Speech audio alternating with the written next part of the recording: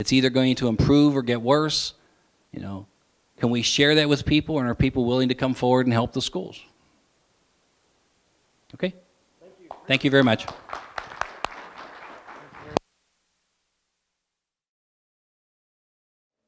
Well, we'll get started, so we'll stay on time. We're doing great so far.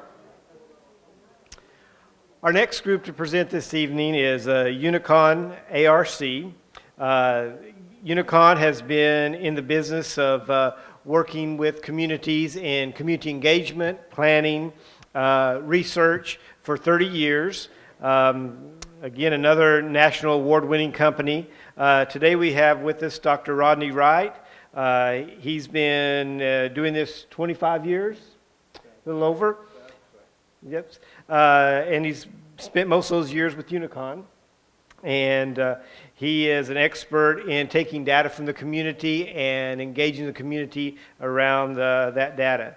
Dr. Dan Burns has been with Unicon since 1999. He brings 30 years of experience of working in administration with school districts and communication and in administration. And with that, they will tell you more about their company as they go. So, good evening. Pretty loud.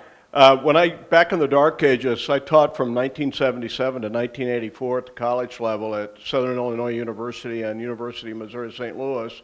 And I always would tell students that I'd noticed that over the years that the only people that got A's were in the front row.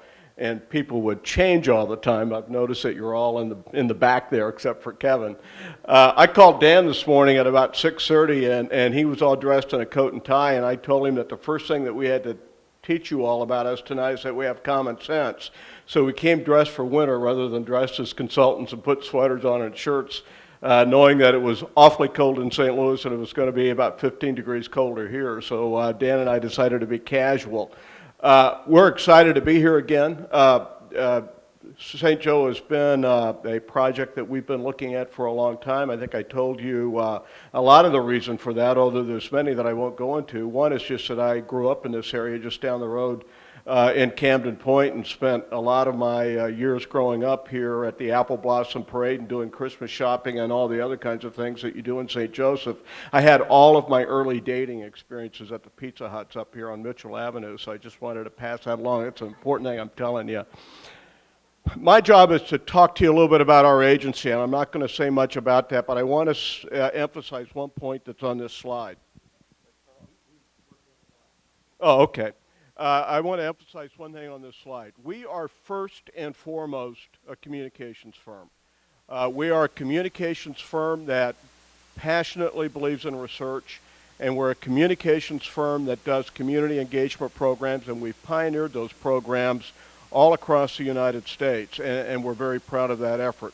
But in the work that we're going to talk to you about tonight and the work that we do, I want to emphasize how important all three elements of those components are, and they all integrate. We have the word integrate on every one of our slides, and we passionately believe that.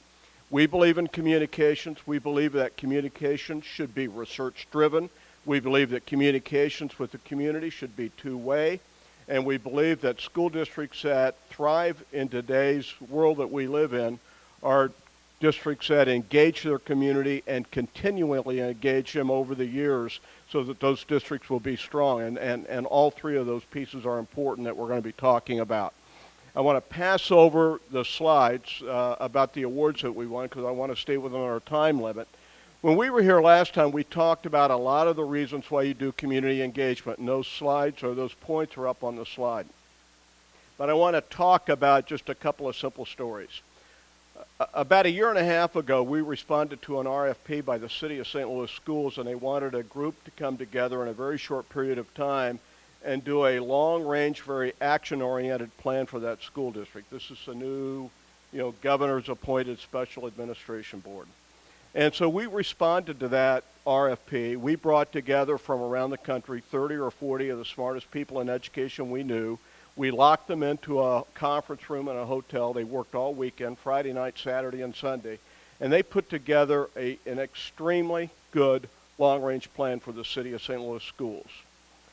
The point I want to make about that is that there's a lot of firms in the United States and probably a lot of firms around the Midwest that can come together and put a good long-range plan together for this district.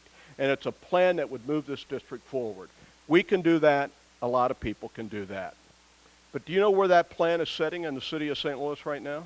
It's sitting on the shelf, and it's sitting on the shelf next to 20 other darn good plans that that school district put together that lack community support. And it lacked community involvement in putting that plan together. We did exactly what the school district asked us to do. We brought a lot of smart people together and put a plan together. But just like every other effort for St. Louis City Schools, probably for 20 or 30 years, the chances of that plan becoming reality are not very good because it was a plan that did not involve the community. In contrast to that, I want to talk a little bit about Hazelwood School District, another school district that we've worked for. Just a little bit smaller than the city of St. Louis, has a lot of the same kinds of demographic challenges that St. Louis City has. Hazelwood's new superintendent, when she was hired in the early part of this century, decided that the right way to move that school district forward was to engage the community. We put the Hazelwood First program together. It involved routinely at monthly meetings 300, 400, 500 people rolling up their sleeves, learning about education, making decisions, prioritizing hard choices, deciding where as a community they wanted that district to go. We did public opinion research. There was extensive award-winning two-way communication throughout the entire program. Hazelwood School District, after the Hazelwood First program, passed a $1.54 tax increase.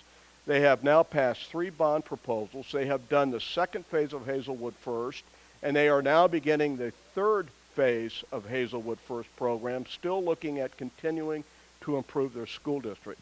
They started engaging their community. They're experiencing tremendous amounts of success, and they are continuing to engage their community. And at least my passionate belief is one of the key differences between St. Louis City and the Hazelwood School District is involving hundreds and thousands of people in the community getting behind where they want that school district to go.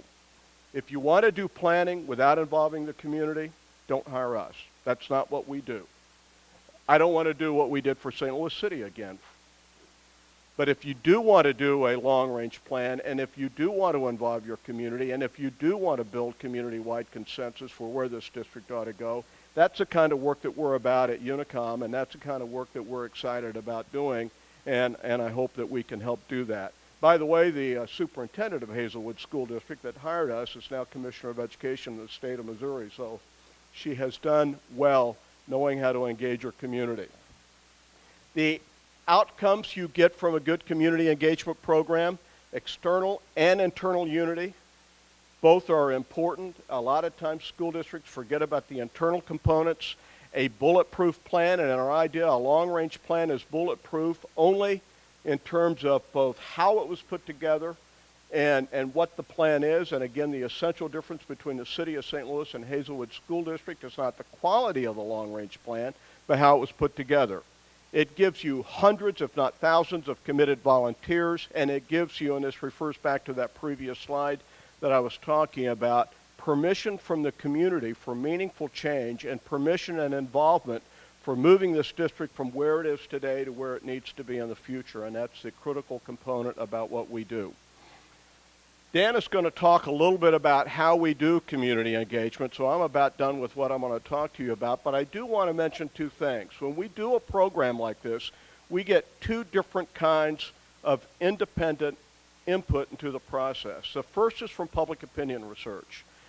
We're not going to talk about how we go about doing public opinion research today, but we are a full-service firm that does opinion research, and a key component of our program is doing a comprehensive survey in the community and getting input from everybody, not just necessarily people that show up at one kind of meeting or another. And when we do that research, we will try to figure out not only what the community will support in the future, but potentially how it evaluated proposals or recommendations that may have come down the pike in previous years. We'll get a good sense and a good understanding of how the entire community thinks about education in the St. Joseph School District. We will present that as data at